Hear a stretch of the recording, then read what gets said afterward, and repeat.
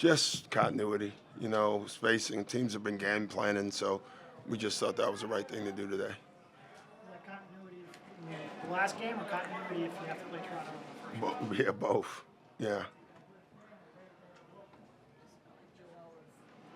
So you seeing him put up numbers like that, but just like methodical and efficient tonight, maybe. Methodical, historical, whatever the other codes are, it's what he's been. So I liked how we played today, though. I just liked it, especially beginning of the game. The ball was flying around the floor. Thought we got stagnant there at the end of the second. They cut it to 10. We got stagnant there, I don't know, middle third. I can't even remember when. But overall, it's got to become a habit for us. You can see us trying to do it. You can literally see it. But we get away from it at times. And when we get away from it, we get stagnant, low clocks. I literally detest low clocks. And we have too many of those. So we're getting better. How do you harness Paul's energy without him ending up in foul trouble? Well, you don't. I don't worry about it, honestly. I told him that. I said, I don't care about your fouls. That's where he struggles with bigger guys. Today, it was a small lineup, so you would think he wouldn't get in foul trouble. But I don't, to me, he's too young to try to tell him to play a different way. So just let him play the way he plays, It's taken him a while. I mean, he's really starting to figure out where to be on the floor, to run sets, how to run a set. He had one where he got the rebound. He went to a dribble handoff.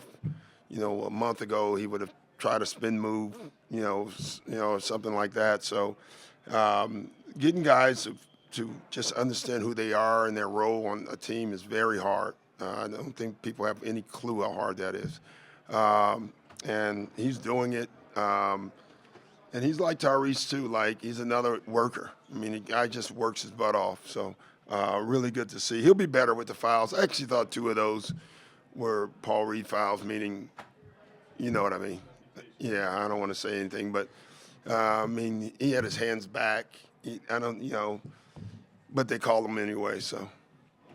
Is Tyrese along that same line in terms of finding his place in the hierarchy, if you will? Yeah, Tyrese has kind of found his way, but, I loved the beginning of the game with Tyrese. He had two defensive plays that you haven't really seen him do all year.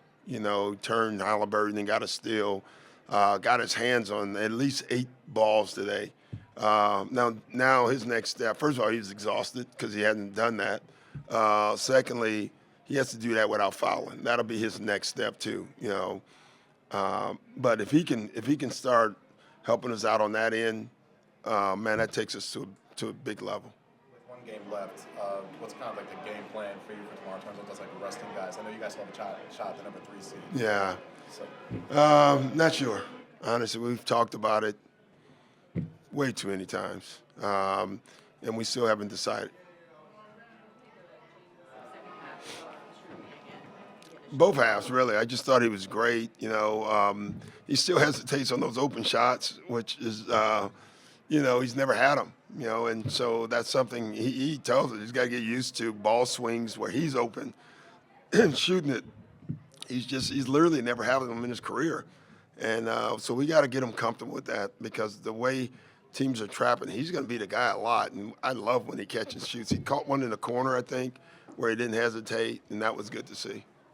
With Paul these last few games, is that just getting DeAndre a break? Is that getting overlooking? What's driving that decision? Who's that? Paul. Well, it depends on the other team. Why do you decide to go with Danny? You going to go with him moving forward, Danny Green? Do you guys want to walk through, the ownership and I'm joking. We talked about it before. We just for continuity's sake, and I do like it's tough for teams to game plan on their trapping.